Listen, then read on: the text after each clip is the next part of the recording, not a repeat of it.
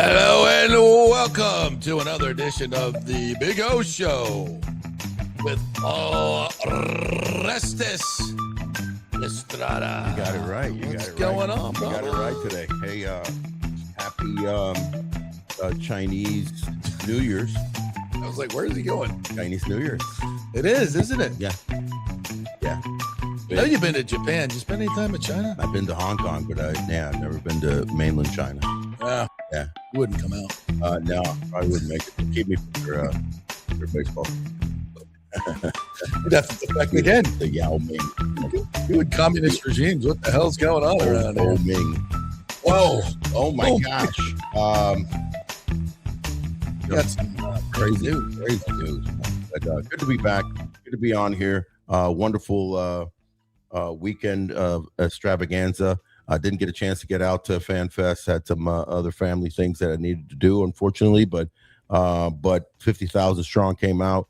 Very proud of the Rays and their staff and their players and everybody, because having been involved in many Fan Fests. In fact, as I mentioned in last week's show, I was down in Miami and was participated in the Marlins Fan Fest, which was very well represented. This one was massively represented. Upwards of 50,000 people showed up on the streets of in fact, it's interesting because you know what today starts also is it's Mardi Gras. So that's right. Talk about like being on the streets and being festive.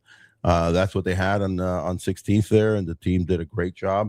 Everybody came out with happiness and excitement. I've said to you before, there's going to be a re-engagement and a kind of renewing of vows. I'm excited about it, and I think many people are about renewing the vows of coming back home to Tropicana Field with all its oldness and issues, even though 60, 70, 80 million dollars has been put in there. Yeah, a lot of money. So a lot of money and a lot of new stuff and the tarp is new, everything. There's an excitement to renew the vows, and I think that's going to flow pretty much the whole season. And we'll see. Listen, you don't know if that continues on into 27 and into 28, but for right now, for 26, everybody's super excited, and it showed up on Saturday, no doubt about it. I mean, 50,000, and all back at Tropicana Field, that venue, it just, you and I have talked about this, that I think there's going to be not just the stadium, but the fact that there's a new ownership group and so many people that left, that were kind of more on the fringes. Yeah. Not going to games, not supporting the team in that way, but always watching on TV, always. Well, watching on TV was dramatic. I mean, we had some of the best ratings of any of the RSNs nationwide. There's 18 different RSNs, regional sports networks. You guys are in the top 5 all the time. Top 5 all the time. Yeah. So people love watching the Rays and watching hopefully what we brought to the table as far as shows. Mm-hmm. And so the fandom is there. It's how you bring them in on a day-to-day and week-to-week, and more so Monday through Friday, because you could do okay on weekends, especially when you have good rivalry games on the weekends. But the same can be said, for the Marlins, as far as there's a lot of lovers of baseball in South Florida. You just got to do it. You got to do the stadium right. You got to do ownership right. You got to do all those things right, and then you have an opportunity to really be super successful in the stadium. And now, hopefully with a new stadium on the way. And, but more than that, just people wanting to rock. I put out a tweet this weekend about Rays Fest and 50,000 people coming out. Is like, it feels like this is our team again. Yeah. It's the community's team. We're not bitching about the owner. In fact, it's just the opposite. We have an opportunity to really, wrap your arms around it and support the team like it should be supported. Well, I'm going to go one further than saying it feels like it's our team again. Maybe, JP, it feels like it's our team for the first time. Yeah. Because they're, the both ownerships that have been in power for the tenure of since 1998. There's been great times at the Trop. There's been 2 World Series. Unfortunately, in 2020 there wasn't at the Trop because of COVID. But this is the first time that I think now you can recapture and retake your team. There's some talent on this team. We're not talking that they're, the Toronto Blue Jays or, they're the Dodgers or either Yankees roster, but there's talent on this team to make some, to create some havoc and find a playoff spot. So now all of a sudden, what you love on the field, you can also love community-wise, and you can love as far as what I know Ken Babby's trying to create and the whole organization, but led by Ken, is this feel-good experience of watching your hometown team. Feel-good experience. And it started with Saturday, and hopefully it's going to continue on with a lot of dynamic things, not just this year, but into the legacy of the build. So excited. And the new ownership group put out $10 spring training tickets for a time so people could buy that. They did that when tickets went on sale. So they've really tried to reach out and make it more affordable for a lot of different people, which is, I think, something that has not been done in the past. At times it has, and it's worked, but then they would claw it back. And it wasn't something that was part of the DNA. It would be, they would throw it out a little bit. People would take advantage of it, love it, and then it would go away. Right. They had those like $5 Fridays or $10 Fridays, where you $5 beers or whatever it was. Yeah, they had the 7-Eleven. Yeah, 7-Eleven is incredibly successful. And they come back next year, it's gone. Yeah, that was really successful too. So, but Ken Babby is a master marketer. He knows how to reach out to people and make, and not for nothing, he worked in 2 markets, Jacksonville and Akron. Yeah, those are blue collar, low per capita income places, and knows that you have to make things affordable. And a lot of people are like, oh, the stadium's $2.3 billion. The tickets are going to be $1 gazillion. There'll be premium seating, for those who can afford it, 100%. But I think there's also going to be plenty of areas to make it affordable for the blue collar. That's what I've seen so far in their approach. And I don't think that's going to change. No, I don't think so. And again, we've talked about it here before. If it's going to be a legacy type move, and for the the longevity of this, for this locally centric ownership group, they're not trying to create something to then flip it. You know what I mean? So they're going to do something that's that withstands that word you've been using? Legacy. Yeah, they're going to withstand all the different parameters of enjoyment in the game. So that includes, having lower ticket prices. So that's the beauty of baseball, man. Baseball's always been the notoriously one that's most affordable in the big games, right? In football, basketball, and baseball. And then you throw in hockey in there.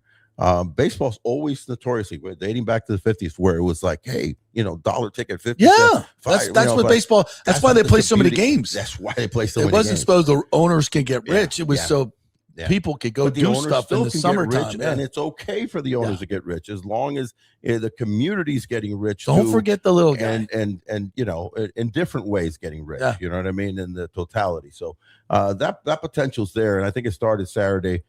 There's a feel good overall, I think, in what's coming, for this season and beyond. Yeah, totally agree.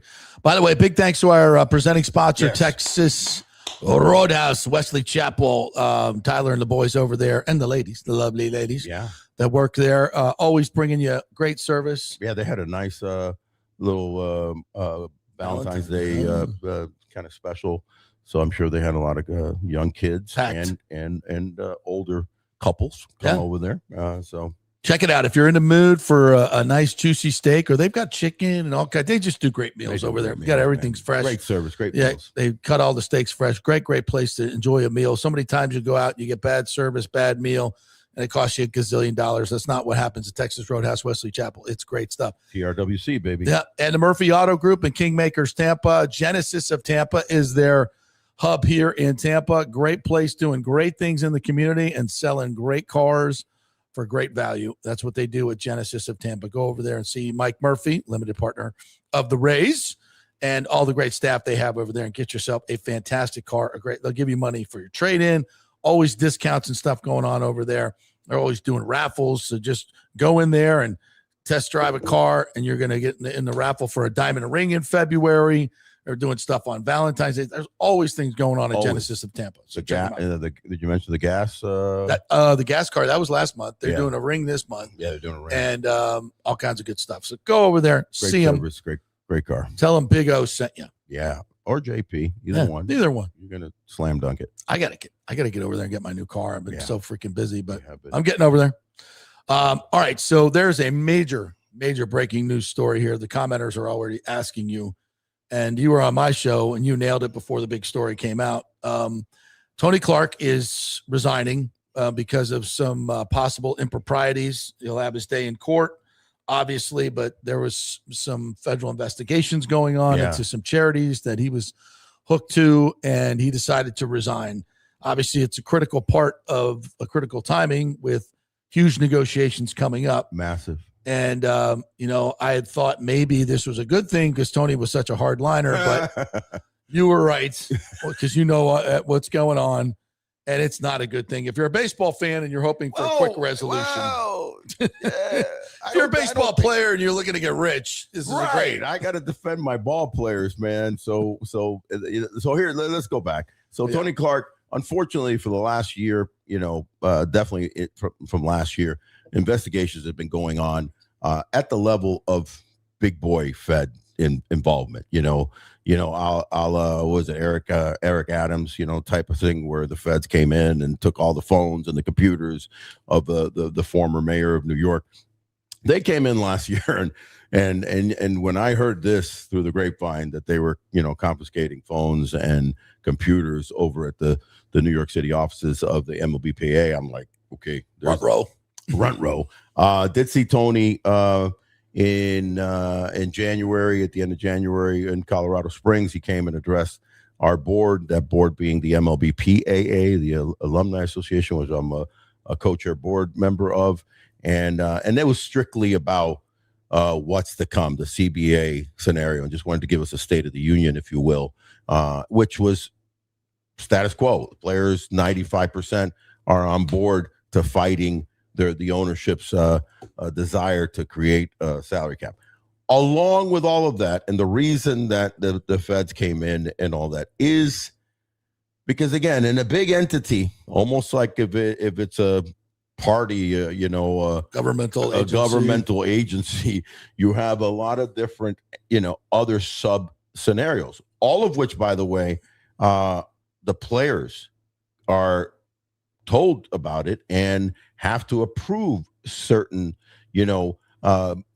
monies going here and there, right? So they approved back in 2020 a kind of a good-hearted thing that Tony Clark wanted to do. What was it? It was called Players Way. Players Way basically was an offshoot of the Players Association to try to help inner city kids, because what was going on?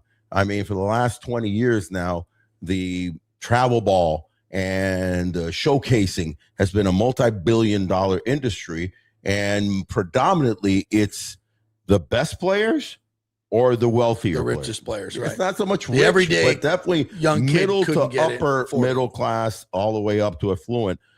The everyday kid, and especially the inner city kids, weren't playing. The you and me's growing up. Yeah. But the beauty of that is that you do have Little League, you have Rec Center, you have all these. They're still around, but it's kind of getting less. They're not being supported. They're not being supported. They're not being fed. They're not being giving as much stuff. There's not as much clinics. There's not as much attention drawn to those. Everything is going towards the showcasing and travel ball, right? And travel ball teams. Even in the cities, there's travel ball leagues that are made up of the best players, the best of the best, and they're knocking heads. I abhor that. Yeah. I'm going to be honest. So this was a well-intended way to kind of give back and do things. Well, lo and behold, over those periods of times since 2020, supposedly $3.9 million has been spent in through Players Way. And what's happening is that it's the math is not mathing out. There hasn't been enough production programs, clinics, you name it, that's being shown to warrant the amount of money. So it almost starts, creeping into, dare I say, a Doge type of a scenario, fraud, where they're needing to do a deep down audit as to what is going on. Enough so that Tony has to take the hit for this. It was his program. it's that program that's being, scrutinized. Was it misappropriated? Was it misrun? Was it mismanaged? Was it, to the level of illegalities? We don't know. We'll find out. But for sure, there was enough that the feds came in. And he had to resign at this critical time. Had to resign at this critical time.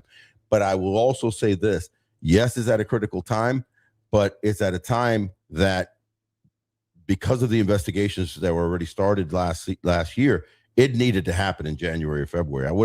I was actually expecting it to happen maybe even in January. Why? Yeah. Because today was going to be the first day that the MLBPA and its officials, including Tony and its leaders, were start going around the 30 teams. And what happens, for those of you who don't know, they go and they have one-on-one meetings. No managers, no coaches, nobody from the organization. Everybody has to leave the room in the clubhouse.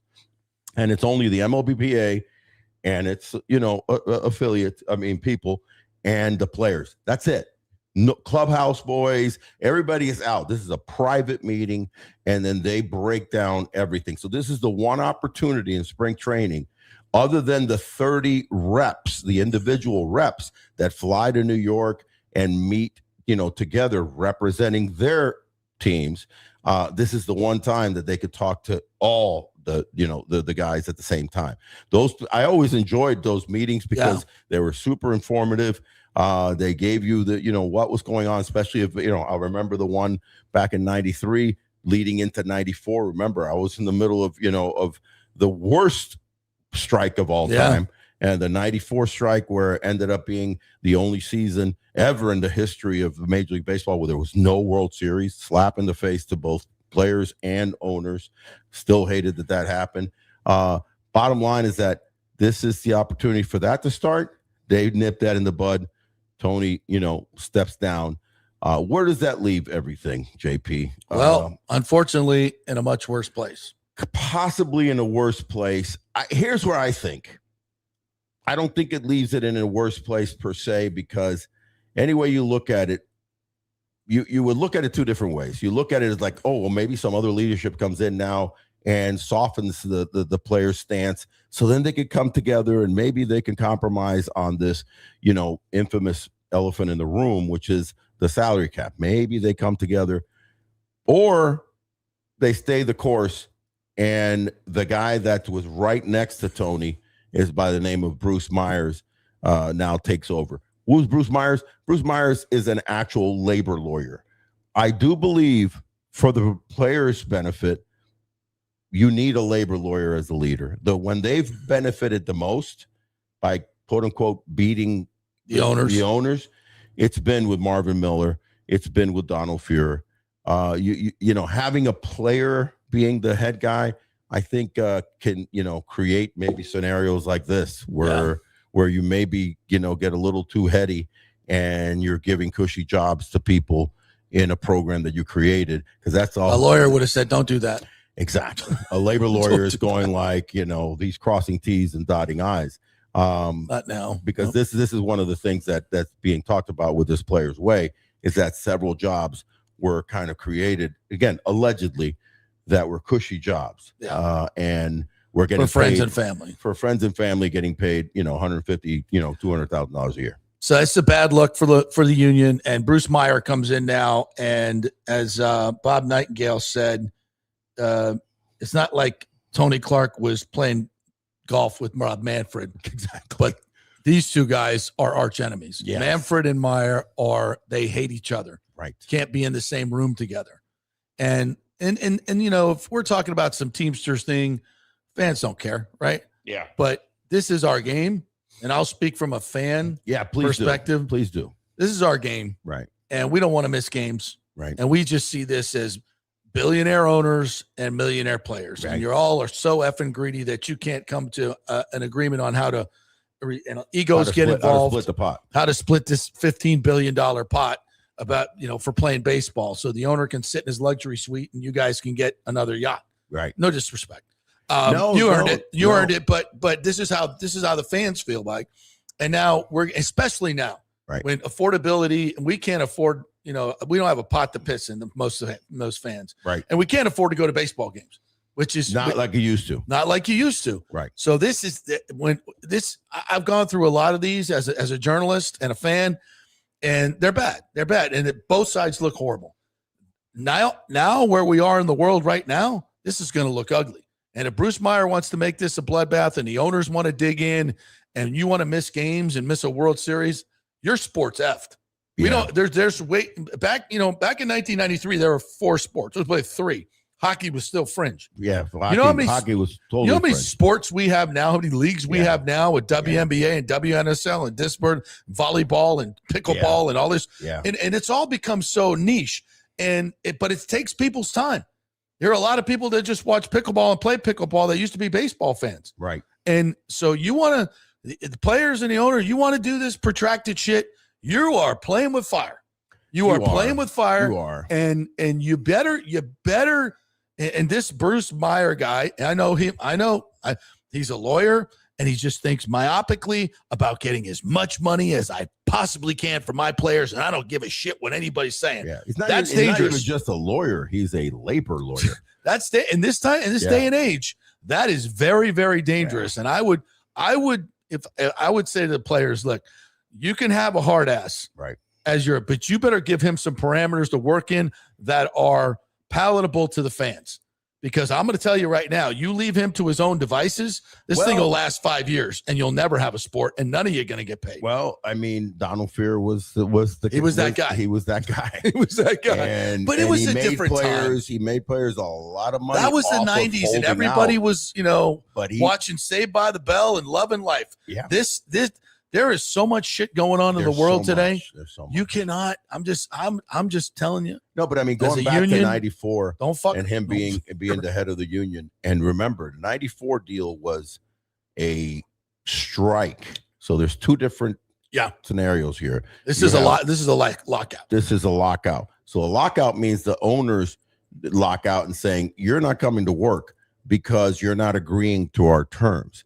The strike is, we're not working because you're not giving us better terms. Right. So when we struck and when in 94 on the behest, of our leader, Donald Fuhrer, basically telling the 30 reps and then the players, and we agreed to it and blah, blah, blah. It was a ballsy move, and it made us look really bad. Made the owners look bad too, because they wouldn't come to the table, and they fought it. Then they brought in the scrubs and the whole thing, and that got stupid and got ugly. And then good friend Joe McEwen, Super Joe, and made a comeback with that one, and got his $25,000. Everybody's happy. Everybody was happy. And then they pretty much said, okay, this is not working. No World Series. So everything was stupid. What saved the game, like you said, was there wasn't as much tumultuous situations going on like they are 30 years later now. We're 33 years later, 32 years later removed from that. But also you had Cal Ripken the next year, the Iron Man, Sosa McGuire. And just things brought it back, and people were like, okay, we're gonna forgive them. This is test year, man. So much more billions of dollars involved now. At that point, it was like $4 to $6 billion that baseball was making, a year, maybe not even that much. But now we're talking about in the teens of billions. So you should be able to come together and come to some sort of agreement where you're not MFing players. But this guy, if this is all the way it's, people are talking about bloodbath. One club executive said this is going to be a bloodbath. That is a quote. An anonymous executive called it, potentially with Bruce Myers now being at the head of this thing, a potential bloodbath. So this is what Nightingale writes.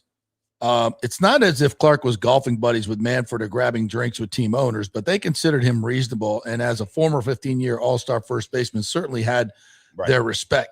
Meyer is a tenacious, hard-nosed labor lawyer who MLB labor officials despise. Listen to the word again. Despise.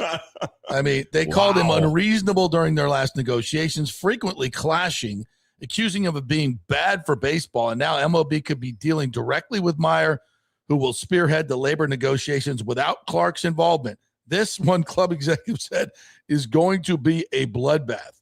Still, as another high-ranking agent pointed out, Meyer was going to be the lead negotiator, even if Clark stayed aboard. Yeah, but that's why I'm saying that the it union wasn't the mindset. Even with Tony having to unfortunately step away because of this bullshit, not bullshit, this travesty of the Players' Way, mismanagement, it was still going to be Myers. I'm telling you though. Here's our boy, by the way. I'm gonna tell you, get a good look at our boy. Looks like every divorce attorney I've ever seen, and it's very applicable here because the divorce attorneys never have the family in mind, which in this case, in this comparison, the family would be baseball. The family would be baseball, right? They don't give a shit. Right. They don't care. All they care about is getting money for themselves first, taking money out of the family, and then their client getting some scrap in return. The only thing that happens is the family gets destroyed. And I'm afraid without Tony Clark, a former player in the room, I think a player is going to step in. Well, that's what you need. Yeah, that's what you need. You're going to have a player that's going to. If I were the union, and you have a voice in the union. Yeah. If I were you, I would start talking to players, as former players, advising these players, and say, "Hey, listen, let's not forget we got a good thing going here. Yeah, and we can't piss this away." I'm not saying you capitulate to everything the owners want. That is not what I'm saying. Right. But I think you need to have a player, a very powerful player, someone that Meyer is going to respect. I'm talking a Cal Ripken type, right? Tony. A John Smoltz type, Tom Glavine, a Tom Glavine type that's in the room. Yeah. That's going to say, hey, calm down, attack dog. Let's take a little break. Let's take a 5-minute break. And because in the end, it's going to take compromise. It's you. Yeah. The players, not him. Oh, 100%. Because I know what those people are like, and they don't care. Yeah, it's the same thing as in the divorce. They're very court. myopic. In the end, they don't care about what happens to the family. That says back to the lawyer, going, slow down, buddy. He just wants pelts on his wall. Yeah, and that's not good for baseball. And his kind of like mentor, if you will, or demigod of past greatness is Don Fear. You know what I mean? So I'm sure he probably is consulting with him. I ran into Don Fear at that in Colorado at the event. I'm going to reach out to him and see if maybe he'll come on with us and talk a little bit about just the generalities, of what he thinks of the situation. But he was a hard ass. But players like myself kind of look at Don Fear and go, wow. But it was a different time. He made us. It was a different time. And you guys. I was embarrassed by it, but he held tight and we got what we needed and made, millions of dollars but beyond you guys were that. getting screwed. Yeah, it was a different time. I think the public knew that. It was a different I think time. now the players are making a crap ton of money. Yeah, it was a different time. The players are making so much money. I mean, listen, I'm going to tell you right now, it was so different that the minimum salary was, I want to say, I don't even think that it was 185. In 94. I don't even think it was that. You'd have to look it up, but I think it was look up what the minimum baseball salary was in 1994. I know for a fact. How do you spell minimum? Kidding. Yeah, and I know for a fact that in 1989 it was 69.5. In 1989. What did you say? 1994? 1994 minimum salary. So, you extrapolate now and you're in the 770s for a first year, for a minimum salary. So I'd say probably there was a 89. There was negotiations in 89. So they probably jumped it up into the hundreds. Does it show it? It's thinking. So it might have been into the hundreds, but I don't even think it was 180 something.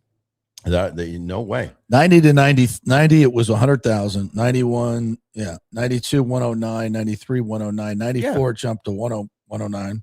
109. That's what I'm saying. And it was in 95, 96, it was still 109. In 97, it jumped to 150.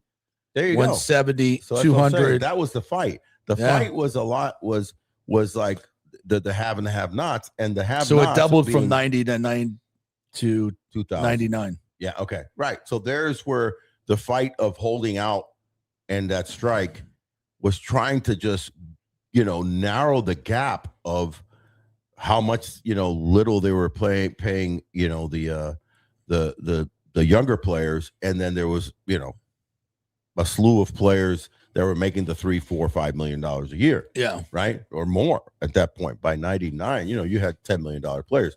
But of course, that's a lot of money. But what people don't realize is that that's a small percentage that we're making the millions of dollars.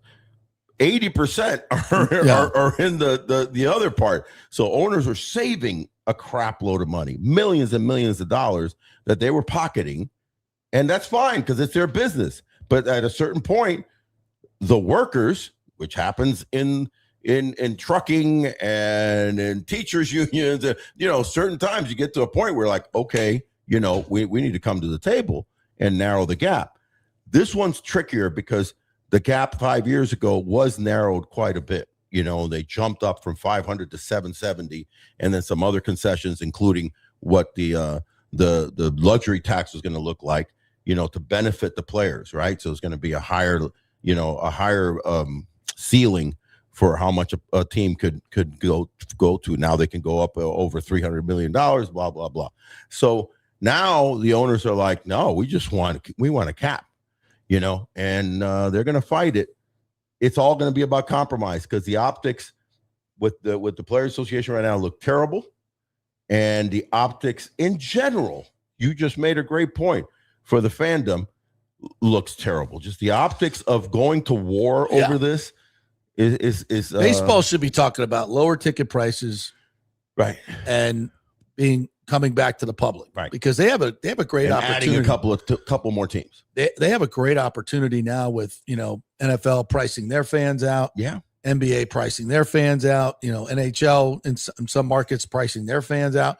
Baseball with 81 home games has a chance to really do something special, and I fear they're going to go the opposite way. I agree with you, and the beauty of baseball is because the immensity of games, the amount of games that you do those midweek specials. You know what I mean? Those cool, $10 tickets for on a Tuesday. Like $50 for a family of four. Yeah, you get a game ticket. Everybody gets a hot dog, a Coke, and and you would think that they would still popsicle. They would still be making a shit ton of money. Of course they would, because more people will come out, more people will support it, more people will buy your product. Remember the hats, the numbers, the jerseys. It's just that's what baseball to me was about. As a kid, I always felt like it was the affordable thing. That's why people love spring training. You know why people love spring training? Because it's the spring. Actually, the weather's nice. It's, other than when the games start, you get to go see a practice for free. Yeah. The players are right in your face. You get up close.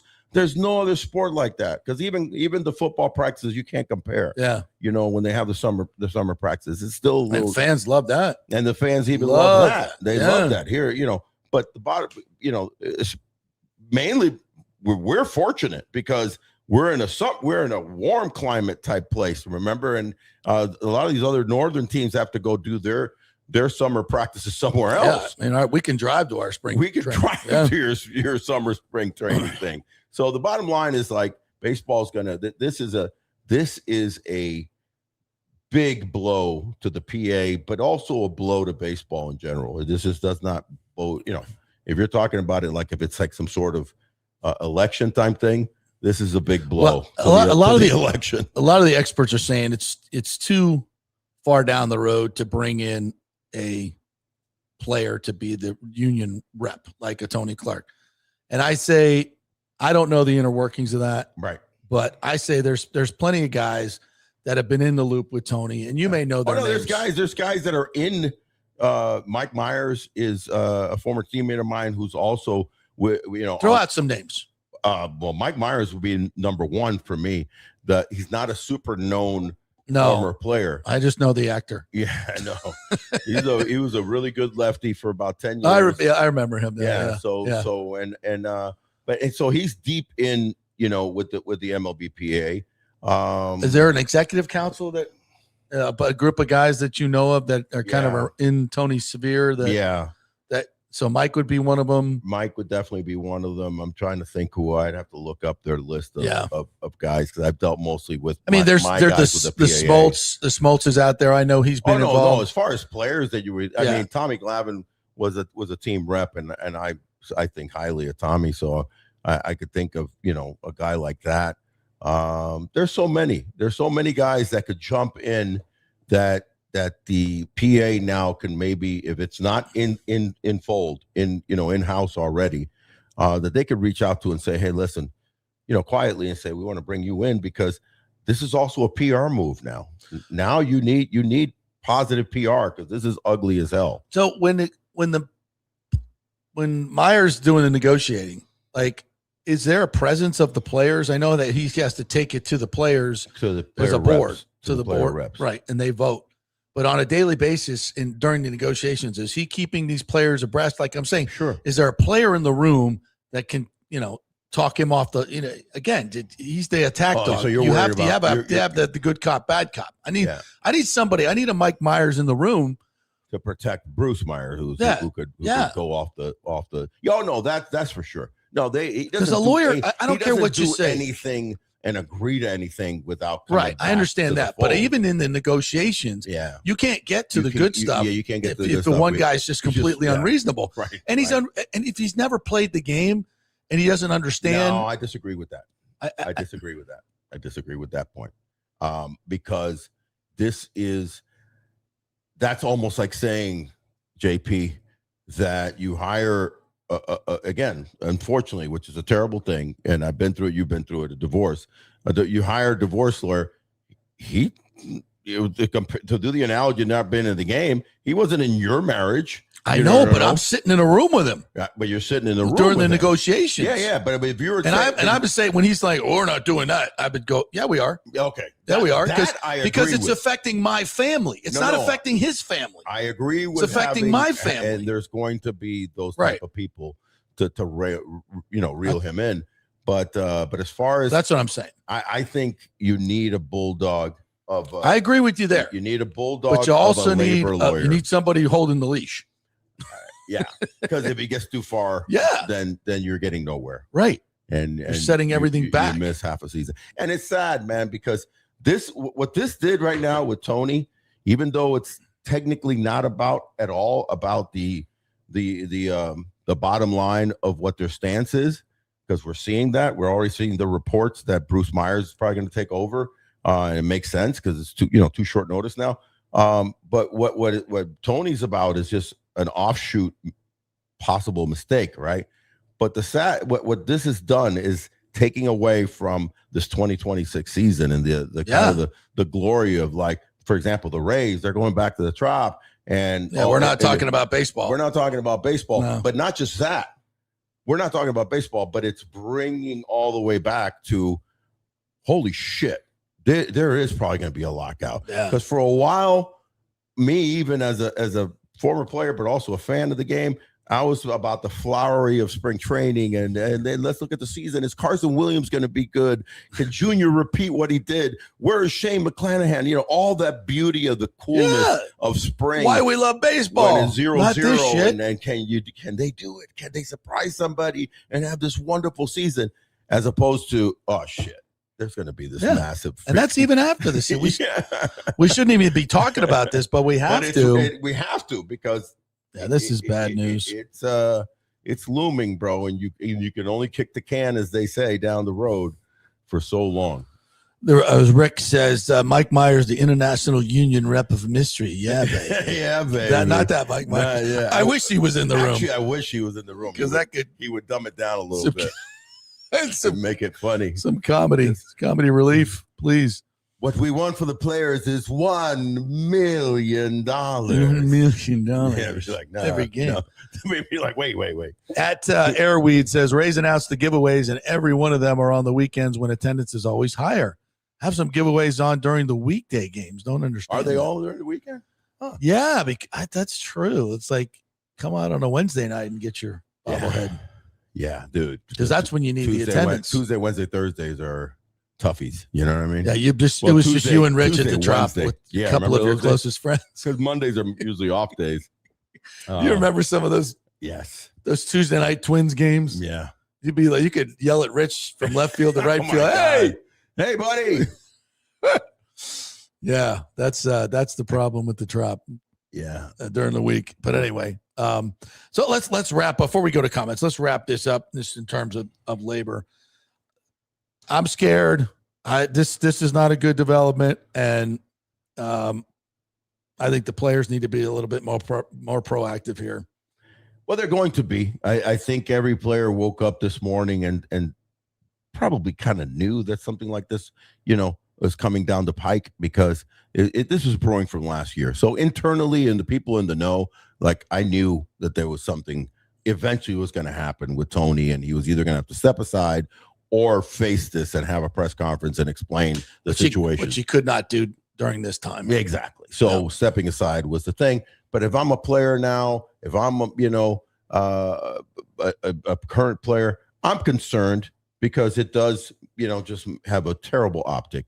But you're preparing for the season, and you're also preparing. Here's the catch to this thing, and this is what they told you back in the 90s. They said it back in 2021, and he's been saying it and reported it to us just recently when he addressed our board in Colorado. Players they've been schooling them, literally, almost like accounting wise, to prepare for lockout. Save your money.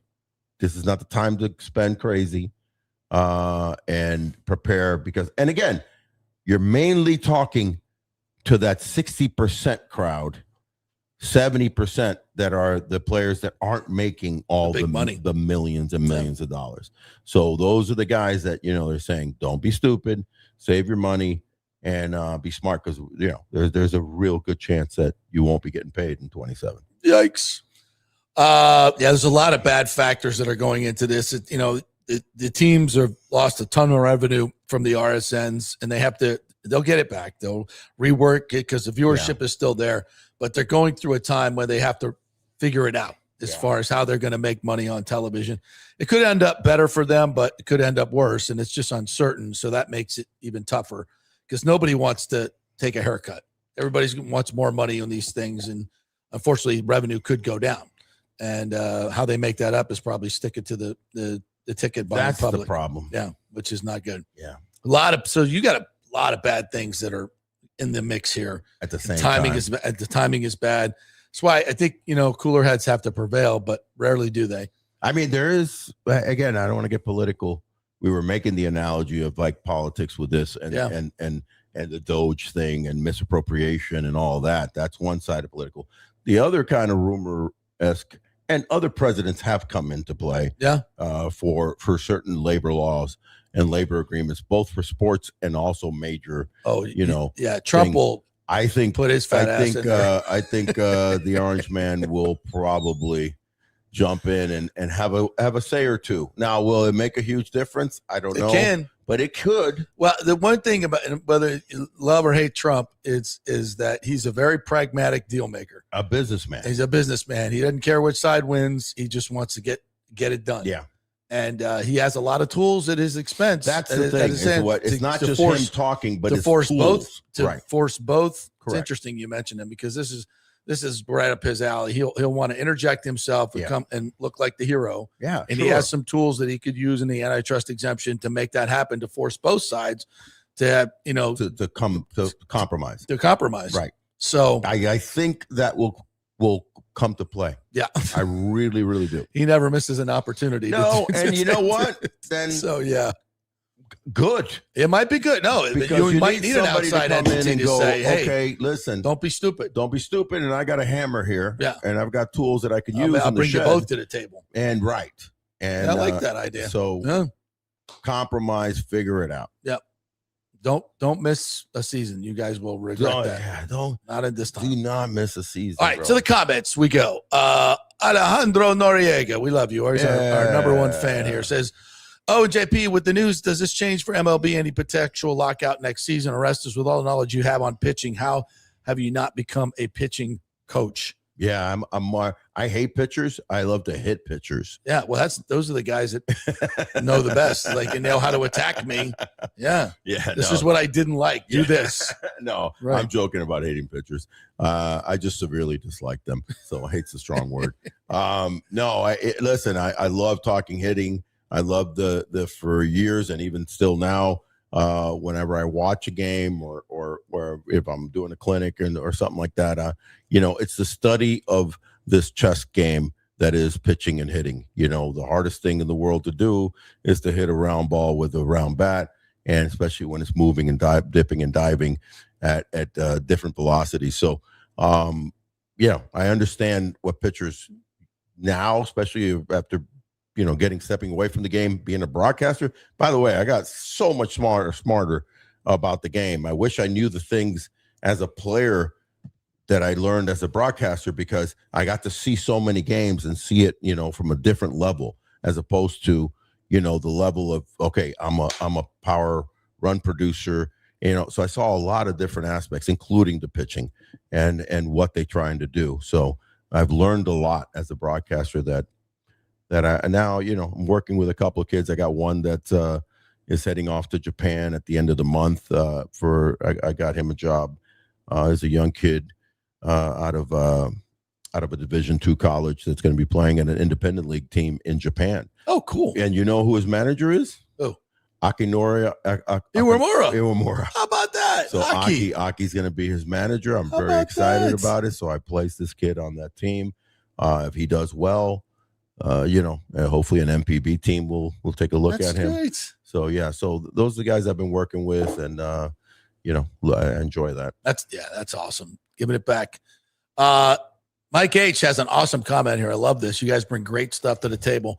Said, just saw Junior Caminero doing an interview speaking English. Nice. So glad to see. It's important for the superstars to be able to effectively communicate with their fan base. I wish Yandy could speak English. Yeah. Your thoughts? You multilingual dude that you are. I think it's not easy. It's not easy. I've said it many, many, many times before. Most of these guys, in fact, all of them are coming over and as teenagers. Some of them, like Yandy, came over early 20s. And here's the catch that you got to understand. A lot of them weren't really good students in Spanish. They were just baseball. Baseball's getting me out of this country, whether it's communist Cuba or even, poor Dominican Republic. So they're not paying. I just was in the Dominican Republic. That was one thing that I spoke a lot about with Junior Noboa, former teammate, and the commissioner of baseball over there. And we were talking about that. So many of the 11, 12, 13-year-olds are getting scouted so early and are joining these young, talk about travel ball. What they have in the Dominican Republic is mini camps, mini academies that feed the 30 major league academies, right? So if they find a kid that's talented at 10, 11, 12 years old, they're grabbing them and they're there, Monday through Friday, Monday through Sunday. So they're not really doing school much. So then if you extrapolate that out and you get drafted, you get signed, because they're not getting drafted. They're getting signed at 16, 17, 18, 19 years old. They come here, their Spanish isn't even that good. So for them to then learn English is a chore and a half. So a lot of them just have trouble, captivating fully, articulately the Spanish language. So please don't expect them to just snap and study English when they're still trying to learn correctly how to speak Spanish. So there are others, though, that are just capture things quicker, have been tutored properly at a younger age, and you see them develop quicker, even though they come here at 16, 17. I'll give you a great example. Willie Adames. Willie Adames is a kid that came here, hardly knew any English, but his Spanish was perfect, and you could see that he could assimilate things. As I met him down in Port Charlotte when he was like 17 years old, and I saw this kid learn English. It was a wonderful thing. So teams do have English classes that they try to teach these kids.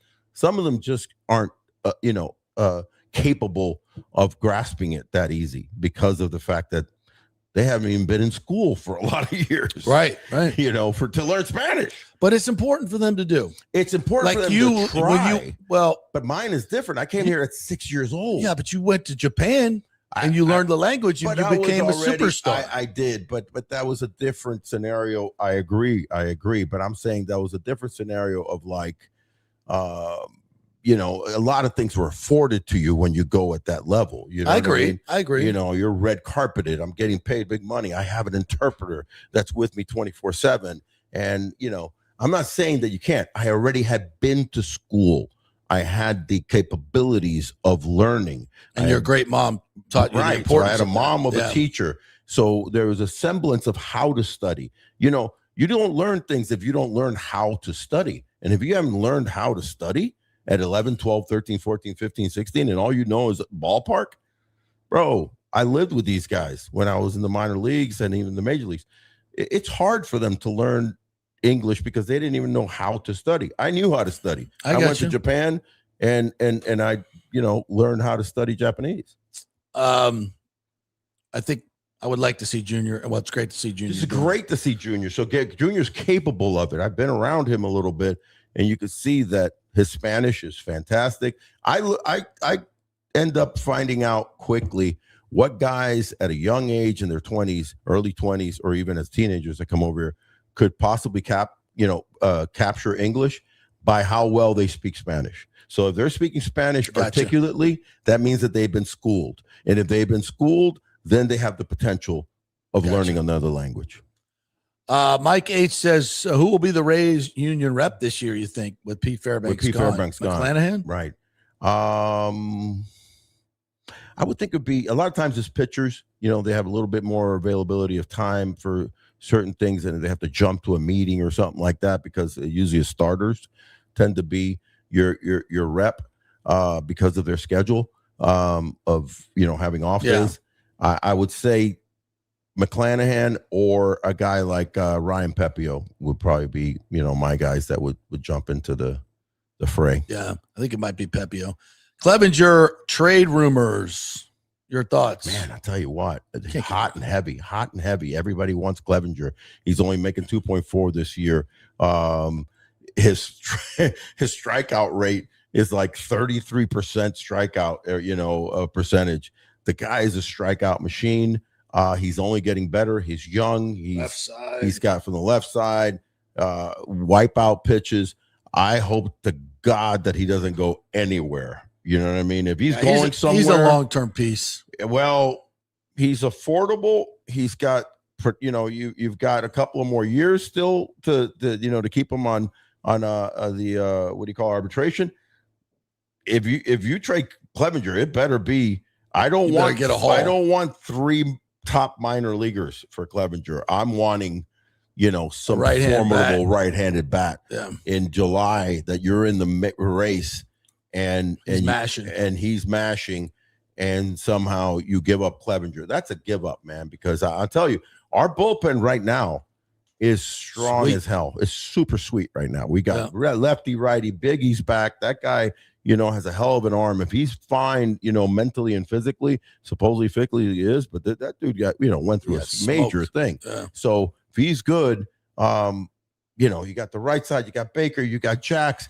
Uceta, by the way, that's news right now. I don't know if you saw that one, but his shoulder came in a little cranky, as literally is what manager Cash said. So they're going to hold him back from the WBC. He's not, he had been picked by Team Dominican Republic, but he's going to settle down. Supposedly he should be solely fine. I'm really high on that kid. You know how high I am on Uceta. So our bullpen could be the saving grace is the key. If this team's going to do anything, it's got to have a monster stay bullpen. Healthy. Yeah, monster bullpen. Lonnie Wilkins, our Chicago friend, says we wanted the All-Star game at Wrigley Field forever. Now that's in jeopardy next season with the possible lockout. Man, if they is Wrigley 27? Yeah. Gosh, they lock out. How Wrigley beautiful Field. would that be? Wrigley Field for an All-Star game? That'd be. Boy, that would be one hell of a home run derby. That would be awesome, bro. Watch out. What a spectacle. Cleveland Avenue. That would be in July. And the weather's beautiful then. I hope not. I'll be there with my son if it's that's right. He lives there. Alejandro says. I hope not. this is a long 3 parts. Said, who cares about how much players make because fans will go to games regardless because they deserve the money. Well, if the ticket price is triple, you won't. Yeah, no, the ticket, if they take it out on the ticket prices, that's not good. So there has to be a compromise. And again, I'll say again, man, owners are making a crap load of money, right? Just look at the Forbes averages of every team. Well, look what Stu just made in the sale. Look what Stu just made for a team that he bought for $170 million, $180 million. It's just the extrapolation out over the 20-year period of baseball and the growth. It's concurrent with what the players are making, because now you've got teams that are worth into the multi-billions, not 1 billion, but multiple billions. Yeah. So, and that doesn't seem to be slowing down. So this is a duality of coming together. Both sides. And he also points to this. He says small market teams have the money, but they don't want to spend. And that's what Sternberg did forever. Said MLB needs to purge the owners who are cheap, like they did to Stu, and then baseball will be okay. The Rays new owners have goals, and once the stadium is done, then you spend the money. Well, hence that's the plan. Hence the plan. Yeah. Hence the salary cap, hence the floor. You know what I mean? Where every team would at least have to spend 125, 140. I've heard figures upwards of 160. Yeah, 140. Now you're having to spend your money. Yeah. Imagine the Rays had to spend 160 every year. Yeah, with a roster the roster that they could put out there. Hell yeah, exactly. And that's the way it should have been. But right. Alejandro's right. They've had too many guys taking advantage of the system.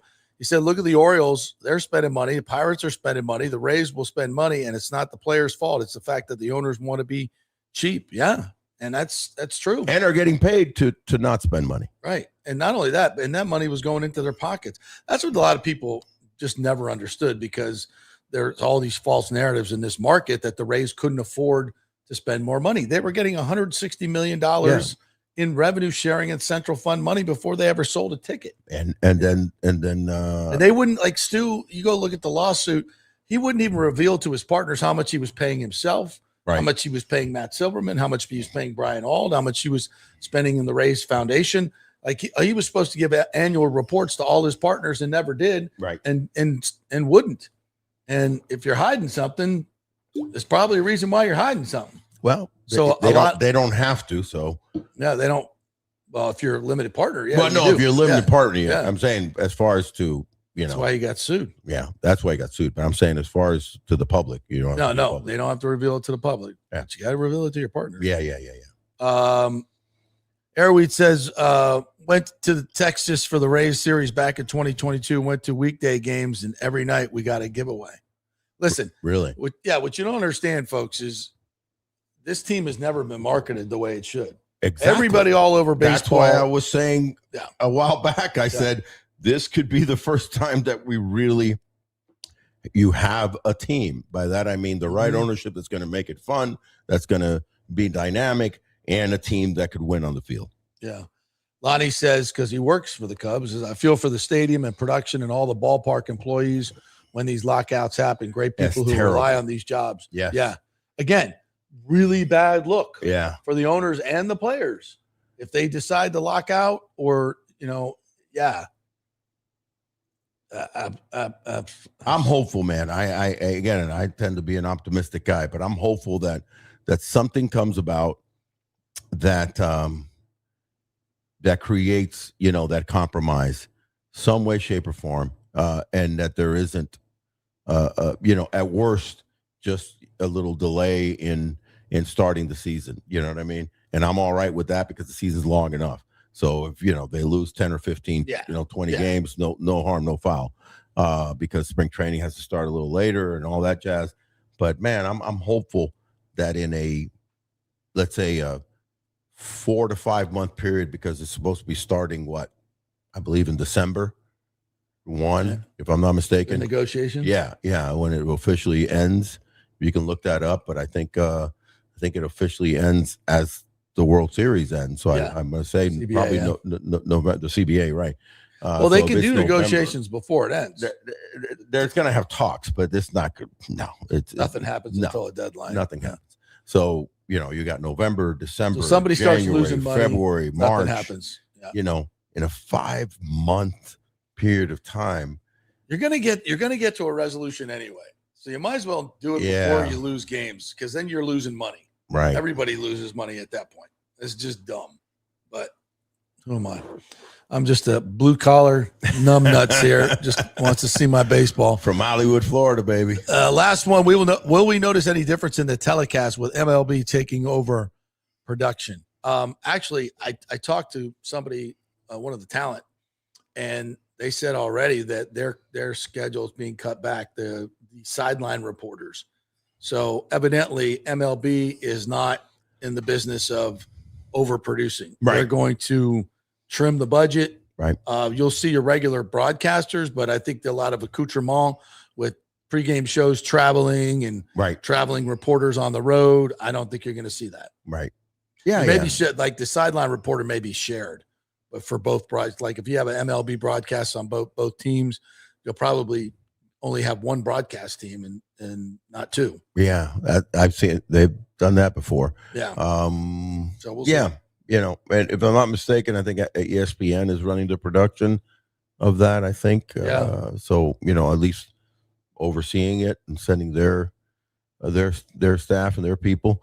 So, I don't think it's going to be, as far as the main core of things, you're going to have the same quality and very good broadcast. As a Rays fan, they put on a good show. Well, they still haven't announced like what station they're going to be on, the cable presence, that was FanDuel. Now what will it be? The local stuff. Will it be I don't know what it'll be, but will it be a local carrier like a Fox Sports Sun, which I don't even think they're around anymore. I don't know how they're going to do it, to be quite honest. But Sunshine Network. I remember Sunshine Network. That was awesome. Yeah. All right, last one from Rick. 160 million minimum. Stu would have been the first player owner making 100 million per year. What was that now? He would have been the first player owner. Right. Yeah. Would have insisted that he be a player. I'm going to pay myself 100 million a year. Yes. Sit the bench. Oh man. We're baseball's okay, man. We're going to figure this out. And listen, no, you're not. The beauty, they are. They're going to figure it out, man. I'm optimistic. But here's the beauty of it. Let's just stay. Listen, let's take a breath. I'm pessimistic. No, I know. Let's breathe, and soak in the beauty. Let's not go away from the beauty of spring training and baseball. I mean, even Timmy Hamon was just talking about that tournament down in Texas and all these great teams coming together. College baseball is playing. High school baseball baseball is in the air, and we need to go back to the purest part. That was the love of the game. That was the one thing that I did 5 years of covering for ESPN and ABC, the Little League World Series, and it was like a 2-week thing for 5 years with Oral Hershiser and Gary Thorne. I did a game with Brett Musburger, and I stayed in the Days Inn. No, it was a little better than the Days Inn.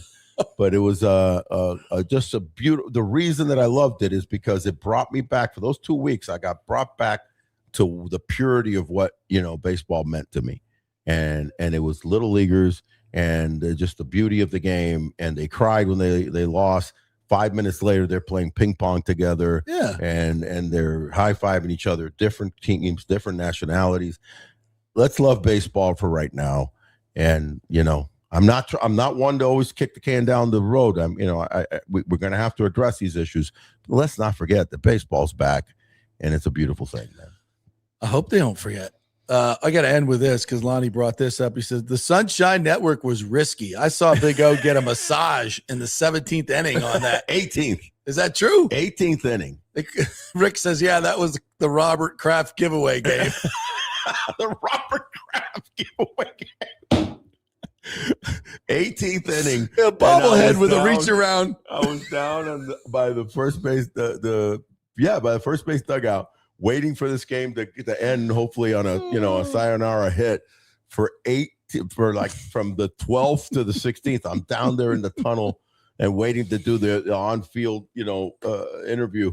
And then there's a lady right behind me, and I'm going, man, my shoulders hurt. So she reached over and gave me this massage. Wow. Yeah. You can find it on. It's videos. On YouTube? Yeah, it's all over. Oh my God. Orestes trying to get a massage. It's the hilarious. Robert Kraft giveaway game. Robert Kraft giveaway. So it's your reach around double. It was awesome. Bobblehead. All right. That's before this gets any worse. No, that was good, actually. That was nothing saucy about that. That was just a good Rays fan helping the Big O, and she kept me tranquil and tropical. What a great segue that was. All right. Every Tuesday and Friday we'll be here, brought to you by Texas Roadhouse, Wesley Chapel, the Murphy Auto Group, Genesis of Tampa, and Kingmakers Tampa, for your enjoyment. Tell a friend, tell an enemy, just tell somebody and share the show. We'd love if you do that. Like and subscribe. We will see you on Friday with more fun and frivolity.